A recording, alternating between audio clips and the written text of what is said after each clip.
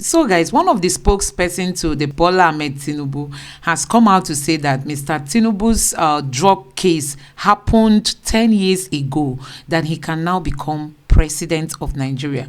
So, guys, you can see that the APC is now admitting that actually Mr. Tinubu had a drug case in the United States, but it happened long ago. Now he can become the president of Nigeria.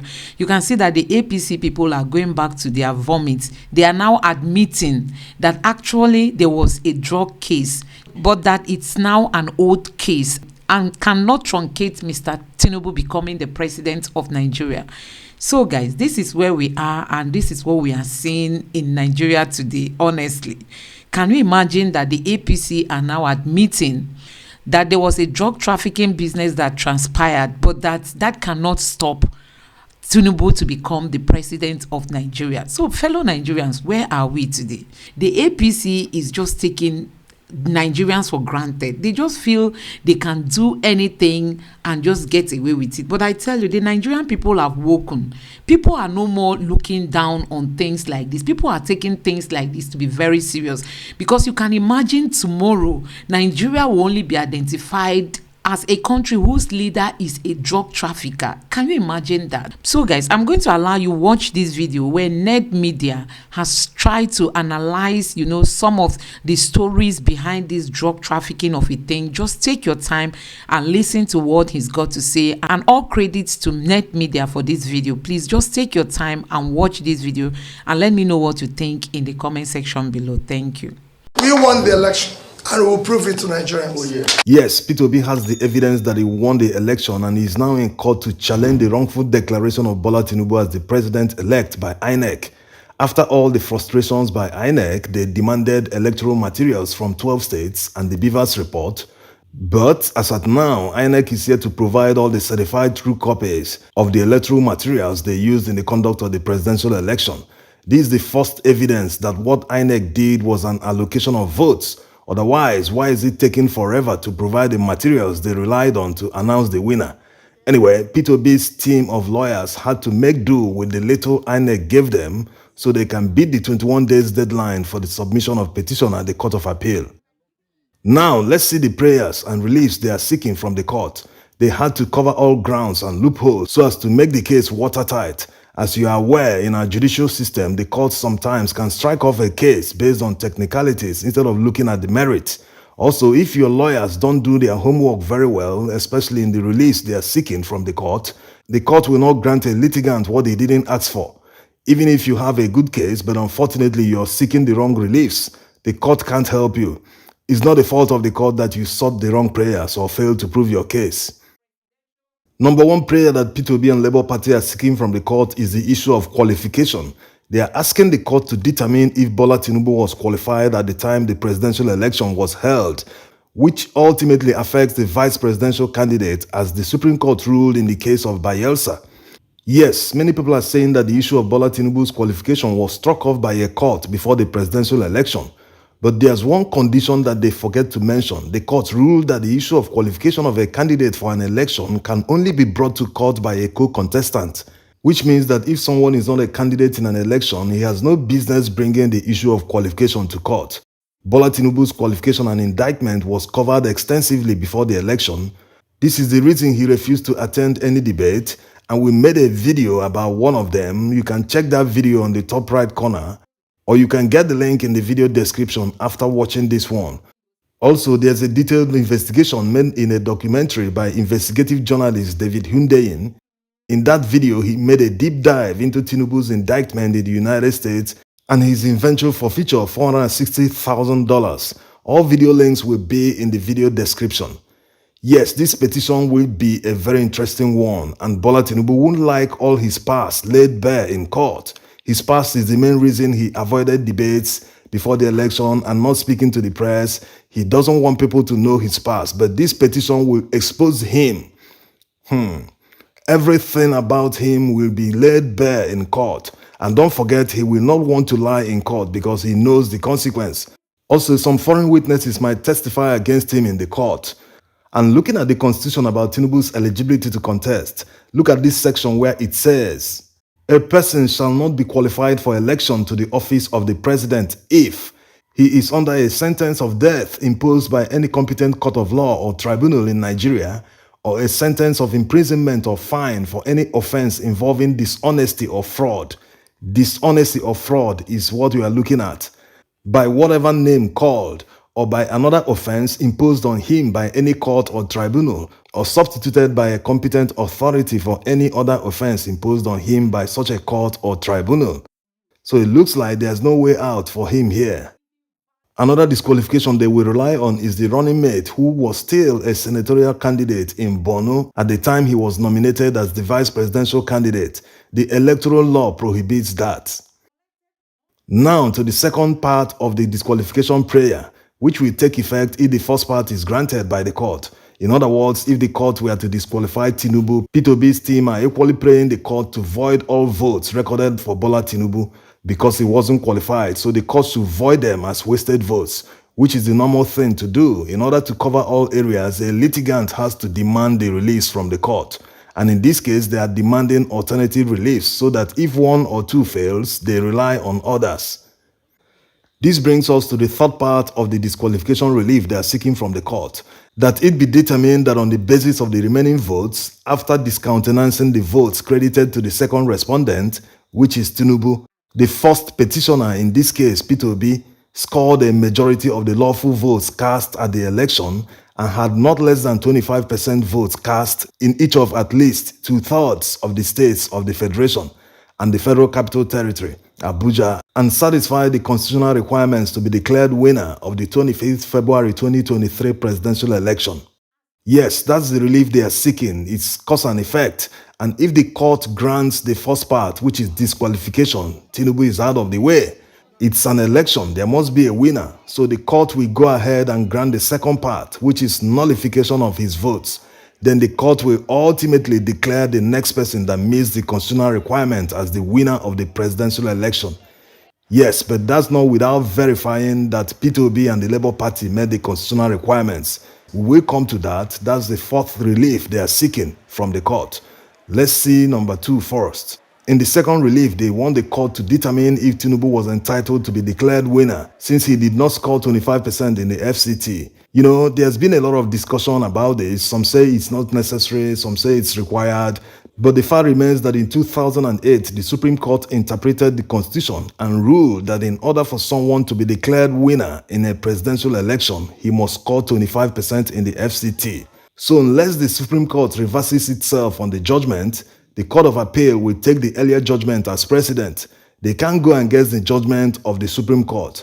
Remember that Mike Igini, the former INEC commissioner, said it, and the former Attorney General Ananuga is also of the same view. Let's take a listen. It's a very difficult situation, but I think the matter has been interpreted before around 2008 in a matter involving the current president, Buhari, when he filed an action. The issue of whether that and in between, that is, must have 25% in 2 states and the Federal Capital Territory.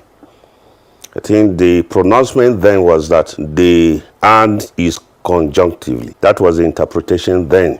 The third relief they are seeking is an outright cancellation of the presidential election and compelling INEC to conduct a fresh one where Tinubu and APC will not participate. If it is proved that Tinubu is not qualified to run and the court is not convinced that another candidate met the constitutional requirements to be declared winner, the court might cancel the election and order a new one where APC will not participate in the election. Yes, that's the reason they added this third relief. Now, let's see the fourth one, where everyone is looking at. This is where the Labour Party will prove to the court that they scored the highest votes in the presidential election. They are praying the court to determine the valid and lawful votes cast in the election, which of course they will tender evidence. If the court is convinced that Peter Obi met the constitutional requirements, they are praying the court to order INEC to issue him a certificate of return as the duly elected president of Nigeria. They also pray that the court declares the certificate of return issued to Tinubu as null and void. This is where it gets interesting. The burden of proof is on Tinubu and APC to prove that the votes they got are lawful votes. Beavers is a game changer. It will be very difficult to manufacture votes or new voters in a polling unit. Maybe that's why INEC has continued to deny the Labour Party legal team access to the Beavers data in defiance of the court order, and they might be thinking that without the data they can't prove the case. That's why the legal team went for the disqualification, which took Tinubu's team by surprise. And looking at the petition, you will see that the states where the Labour Party votes were reduced by INEC and APC, but let's leave the analysis for another video. Now to the last resort, which is the fifth relief they are seeking in case the court fails to determine the 4 orders in their favor. They are asking the court to declare the presidential election null and void because the election was not conducted substantially in accordance with the electoral law and Nigerian constitution. If that is done, the court should mandate INEC to conduct a fresh election. This is evidently true. The INEC chairman said it himself in many occasions that electoral law makes it mandatory to transmit results electronically immediately counting of votes are compiled at the polling unit. This was the basis of high turnout of voters during the election because people believe that their votes will count, that politicians will steal their votes. But unfortunately, INEC intentionally blocked upload of presidential election results so they can manipulate the results. So the court will look at this, but like already said, this is the last resort and also an expensive one because it cost Nigeria more than 300 billion naira to conduct the election. So an outright cancellation will require another huge budget. That huge money is better used for other pressing needs in the country. It's better the court weighs the evidence and deliver judgment and the mandate to the rightful winner. You cannot swear in a president whose certificate of return assaults the Constitution. Mr. President, do not organize that handover. CJN, your lordship, do not swear in this man so long as that problem is not cured. Swearing in Alhaji Tinubu is as good as swearing in a military regime. They are both unconstitutional. I dare tell you, with all humility, we do not have a president-elect in Nigeria today. What Alhaji Tinubu is holding is a dud certificate, is a dud check. That's Baba Ahmed explaining that it will be unconstitutional to swear in Tinubu. Are they planning to go to court to stop the swearing in? Anyway, let's look at the relief sought by Peter Obi and Labour Party and the possibility of winning the case and recovering the people's mandate. It is obvious that the court is on trial here. The world is watching. Would it be a moment for the Nigerian judiciary to redeem themselves? Because looking at the reliefs they are seeking, they've boxed Tinubu in a corner. There's no escaping. So the court will have to try too hard and also go back on their vomit. That's talking about the judgment already made by the Supreme Court on a candidate scoring 1/4 of the votes in the FCT. So they have to really try hard for Peter Obi not to get judgment. What excuse will the court give Nigerians that someone indicted for possession of money linked to drug trafficking is eligible to become Nigeria's president? Or that the US and FBI were wrong? Anyway, this is a watertight case to win. All the major actors have a case to answer, no room for technicalities. The evidence is littered everywhere, from results on IREV not matching physical copies in possession of party agents, to the massive rigging, alteration of result sheets. Up till now, about 10,000 polling unit results are yet to be uploaded on IREV. What happened to the votes? Why was INEC chairman in a haste to declare a winner when a substantial number of votes have not been accounted for? A number that can change the result of the election. What about electoral law violation by INEC? Anyway, let's not get deep into the evidence because it's already in court. Also, we hope that the Election Petition Tribunal will allow a live coverage of the proceedings because it will improve transparency. And for those saying that the proceedings will take long, there's actually a time limit backed by law. From the date of the first hearing, they are supposed to deliver judgment within 180 days. Also, looking at the petition, it feels like something they started preparing before the elections. Yes, it's very detailed and robust. The legal team are that good. Anyway, make sure So guys, you can see it for yourself that the APC is just playing with the intelligence of the Nigerian people.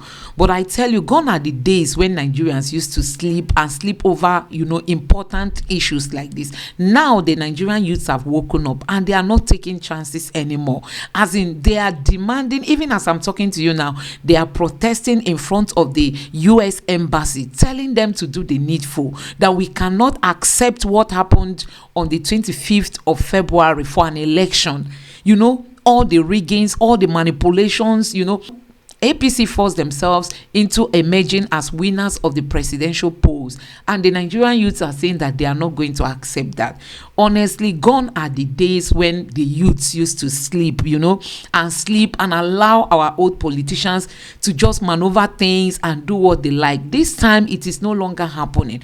The youths have vowed that they will keep protesting until the United States does the needful, and until INEC chairman does the needful.